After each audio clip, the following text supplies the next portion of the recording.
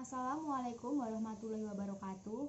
Di sini saya dari kelompok 4 akan mempresentasikan tentang activity based costing. Kelompok kami terdiri dari saya sendiri, Nurjanah, Krisnia, dan Eli Erviana. Langsung saja yang pertama yaitu biaya produk. Definisi biaya produk dapat memberikan gambaran mengenai prinsip dasar manajemen biaya, yaitu biaya yang berbeda dengan tujuan yang berbeda. Nah, misalnya saja, manajemen tertarik pada analisis profitabilitas strategis. Untuk mendukung tujuan tersebut, maka manajemen membutuhkan informasi mengenai semua penerimaan dan biaya yang berkaitan dengan produk.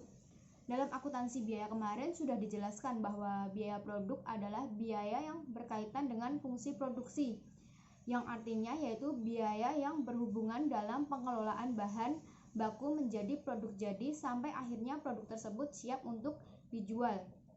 Nah, biaya produk sendiri itu diklasifikasikan menjadi 3 komponen. Yang pertama yaitu biaya bahan baku, yang kedua biaya tenaga kerja langsung, dan yang ketiga yaitu biaya overhead pabrik.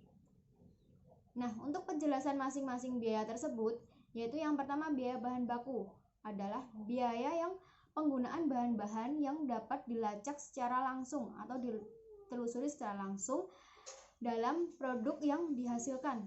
Contohnya saja, kayu pada pabrik mebel, terus terigu di pabrik roti, bahan bakar di maskapai penerbangan.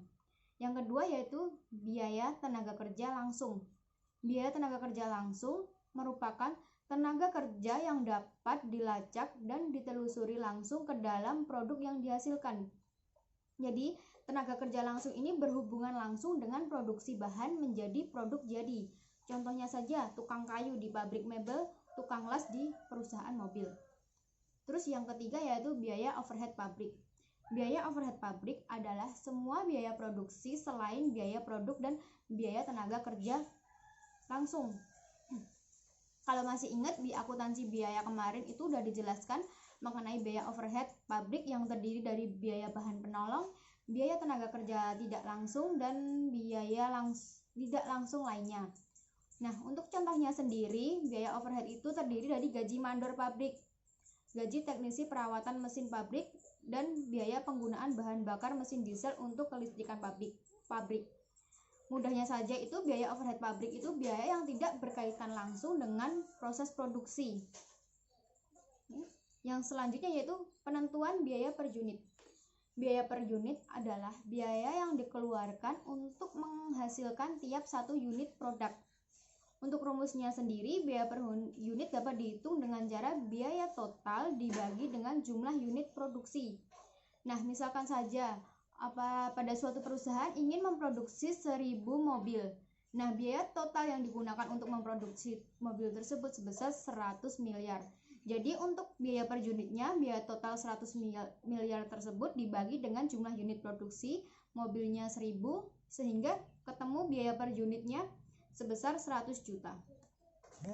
Selanjutnya yaitu pentingnya penentuan biaya per unit produk. Nah, manfaat dari penentuan biaya per unit produk itu yaitu yang pertama dasar penentuan harga. Dasar penentuan harga sendiri itu bertujuan untuk mencegah timbulnya kerugian bagi perusahaan. Yang kedua yaitu dasar pembuatan keputusan. Nah, dasar pembuatan keputusan ini membantu manajer untuk bersaing harga di pasar, terus untuk menentukan apakah produk tersebut itu lanjut untuk diproduksi atau dihentikan. Selanjutnya yaitu tentang penentuan biaya per unit produk. Penentuan biaya unit per produk ini dapat dihitung dengan cara biaya total bahan baku ditambah dengan biaya total tenaga kerja langsung dan ditambah dengan biaya overhead total dibagi unit produksi total. Contohnya misalnya dalam ingin memproduksi 15.000 kecap botol, diketahui bahwa biaya bahan baku yang digunakan sebesar 100 juta, biaya tenaga kerja tidak langsung 150 juta, dan biaya overhead 50 juta. Sehingga totalnya sebesar 300 juta. Terus untuk unit produksinya tadi 15.000 botol. Sehingga biaya per unitnya 300 juta dibagi 15.000, ketemu hasilnya 20.000 per botol. Terus biaya sesungguhnya dan biaya normal. Nah, untuk penentuan biaya sesungguhnya dan biaya normal ini ada beberapa masalah, yang salah satunya yaitu biaya sesungguhnya total itu bisa diketahui ketika proses produksi barang itu udah selesai dilakukan.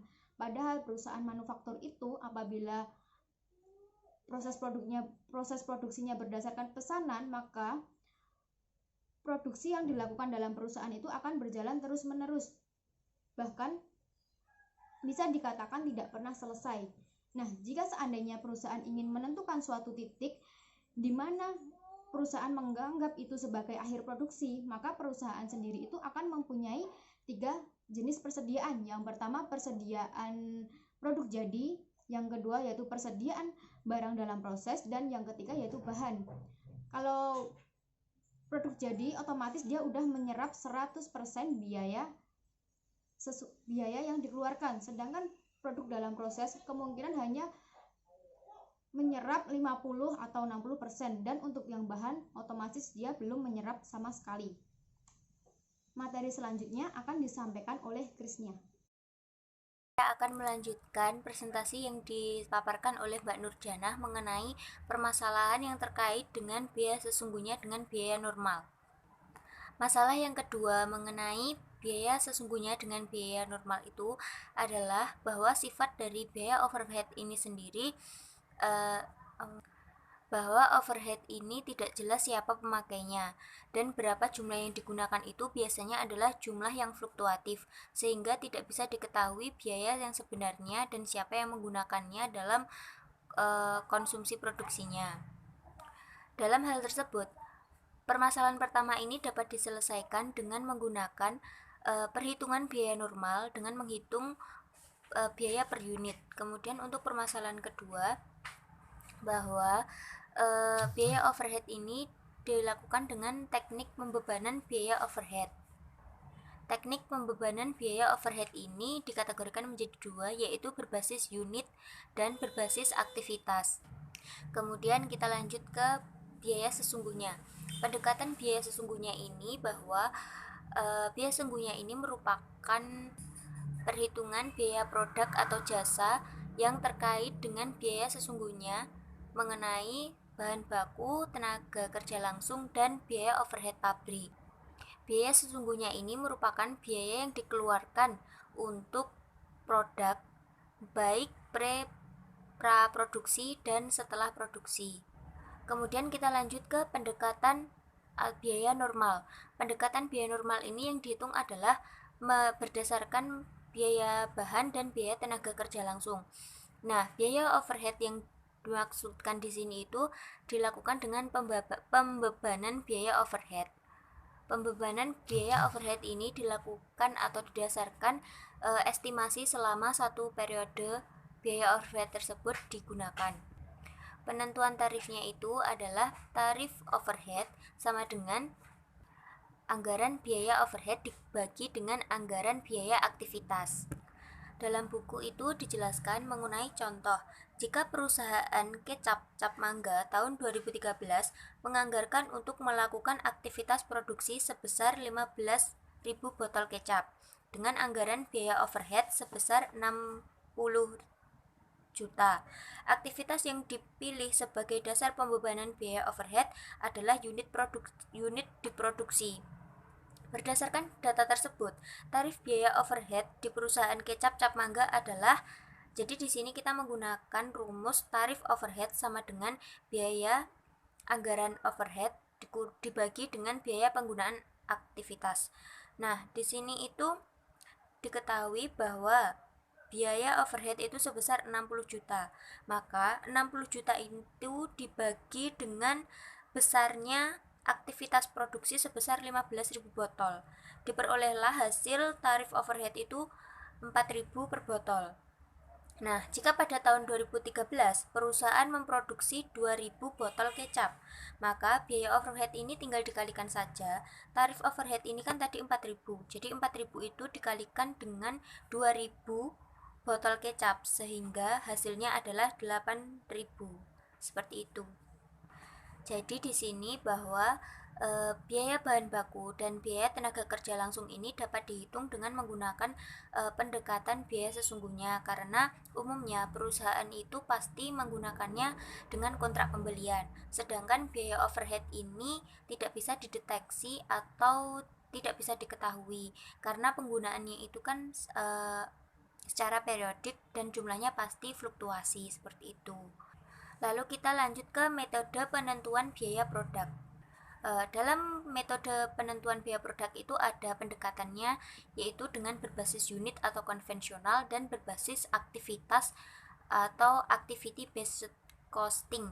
Nah, pada pendekatan berbasis unit atau konvensional ini mempunyai dua metode, yaitu yang pertama adalah metode tarif tunggal dan yang kedua itu metode tarif departemental. Seperti itu. Oke, langsung ke tarif tunggal. Tarif tunggal ini bahwa hanya ada satu pemicu mengenai ke seluruh fasilitas produksi dan produk.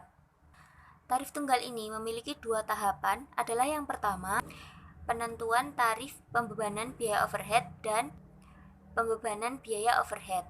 Untuk pembebanan tarif pembebanan biaya overhead ini tadi rumusnya itu sama seperti yang di awal, bahwa tarif overhead sama dengan anggaran biaya overhead dibagi dengan penggunaan aktivitas tadi. Kemudian yang kedua itu bahwa pembebanan biaya overhead itu rumusnya dapat dihitung dengan tarif overhead dikali dengan aktivitas sesungguhnya. Kemudian lanjut ke tarif departemental. Tarif departemental ini bahwa diketahui suatu perusahaan itu pasti memiliki departemen, dan setiap perusahaan itu tidak hanya memiliki satu departemen atau dua departemen, pasti memiliki beberapa departemen yang ada di perusahaan tersebut. Nah, tarif departemental itu pasti di setiap departemen itu memiliki pemicu biaya overhead yang berbeda-beda. Jadi tidak mungkin setiap departemen itu memiliki pemicu yang sama dengan departemen lainnya. Karena pemicunya itu berbeda-beda per departemen, maka perhitungan tarif biaya produknya ada dua. Yang pertama, biaya overhead di seluruh pabrik dibagi dan dimasukkan ke dalam kelompok-kelompok departemen produksi sehingga didapatkan kelompok biaya departemen. Setelah itu dihitung tarif pembebanan menggunakan rumus yang seperti awal tadi, bahwa tarif overhead sama dengan anggaran biaya overhead dibagi dengan anggaran penggunaan aktivitas. Dan yang kedua adalah biaya overhead dibebankan ke produk dengan cara mengalihkan antara tarif biaya overhead departemen dan jumlah pemicu yang digunakan oleh produk departemen tersebut. Nah, itulah penjelasan dari saya. Selanjutnya materi akan disampaikan oleh Eli Erviana.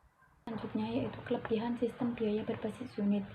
Sistem ini telah lama digunakan dan masih dipakai sampai sekarang. Nah, yang digunakan untuk menentukan biaya produk oleh banyak bisnis. Salah satu kelebihannya yaitu kemudahan dalam aplikasinya. Data yang digunakan relatif lebih sederhana sehingga tidak menggunakan sistem informasi yang canggih dan mahal untuk mendapatkannya. Nah, walaupun sederhana, sistem ini dapat digunakan untuk menghasilkan untuk pebisnis yang ingin menghasilkan produk atau jasa yang seragam atau tidak banyak variasi proses produksi. Sedangkan kelemahan sistem biaya berbasis unit itu sistem ini sering mengakibatkan distorsi dalam penentuan biaya produk. Akibatnya, dalam kondisi persaingan ketat, perusahaan sering salah dalam mengambil keputusan yang berbasis pada informasi biaya produk, sehingga perusahaan akan kalah dalam persaingan. Permasalahan ini seringkali tidak digubris oleh manajemen atau tidak disadari oleh manajemen. Akibatnya, manajemen menyimpulkan bahwa manajemen itu menyalahkan penyebab lain untuk kekalahannya dalam persaingan ini. Terkait dengan hal tersebut, manajemen sering mengambil keputusan bahwa ada inefisiensi dalam proses produksi salah satu produk yang kurang laku karena harga jual pesaing yang lebih rendah atau penawaran yang tidak tepat. Nah, kesalahan dalam pengambilan keputusan ini sebenarnya disebabkan oleh disebabkan oleh sistem biaya yang ketinggalan zaman. Penentuan biaya produk kontemporer ABC atau Activity Based Costing merupakan suatu pendekatan perhitungan biaya yang membebankan biaya sumber daya ke objek biaya. Nah, premis pendekatan ini yaitu produk atau jasa perusahaan merupakan hasil dari aktivitas, sedangkan aktivitas merupakan penggunaan sumber daya yang mengakibatkan atau menghasilkan biaya. Nah, dari premis tersebut terdapat dua keyakinan dalam sistem activity based costing. Yang pertama, biaya merupakan akibat dari pelaksanaan aktivitas dan aktivitas merupakan penyebab munculnya biaya. Oleh karena itu, perlu pemahaman yang mendalam mengenai aktivitas dan hal yang menyebabkan aktivitas tersebut perlu dilakukan. Nah, yang kedua, penyebab biaya dapat dikelola. Melalui pengelolaan terhadap aktivitas yang menjadi penyebab timbulnya biaya, personal perusahaan dapat mempengaruhi besar kecilnya biaya. Nah, untuk dapat melakukan pengelolaan yang baik, maka perlu informasi yang handal mengenai biaya dan penyebabnya. Prosedur pembebanan 2 tahap. Yang pertama, itu langkah-langkah sistem activity based costing. Yang pertama itu mengidentifikasi biaya sumber daya dan aktivitas. Yang kedua, mengalokasikan biaya ke dalam objek biaya. Dan yang ketiga yaitu mengalokasikan biaya aktivitas ke dalam objek biaya. Mengidentifikasi biaya sumber daya dan aktivitas itu dilakukan dengan cara pencatatan biaya aktivitas ke dalam rekening-rekening biaya tunggal. Yang kedua, mengalokasikan biaya ke dalam objek pajak itu dengan cara estimasi atau penelusuran langsung. Dan yang ketiga itu mengalokasikan biaya aktivitas ke dalam objek biaya. Nah, ini dengan menggunakan tarif pembebanan yang dapat dihitung dari aktiviti per pool aktivitas dibagi estimasi per pool. Kemudian perbandingan biaya produk konvensional dan kontemporer. Metode konvensional ini cenderung kurang akurat dalam membebankan biaya overhead ke dalam produk. Ini karena pada pendekatan konvensional itu terlalu menyederhanakan proses produksi pada suatu produk atau jasa.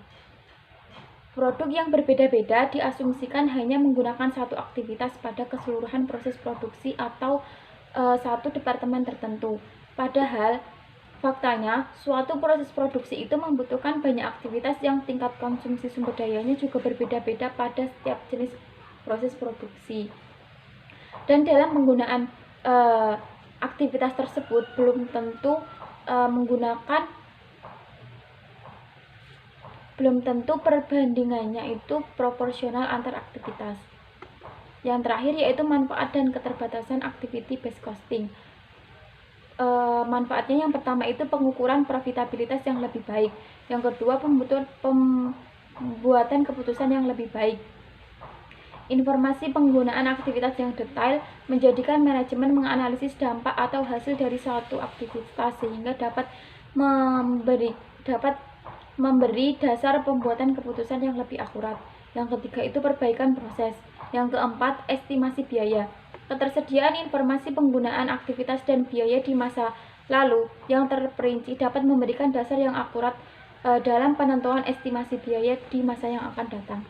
Presentasi dari kelompok kami, apabila ada salah kata kami meminta maaf. Wassalamualaikum warahmatullahi wabarakatuh.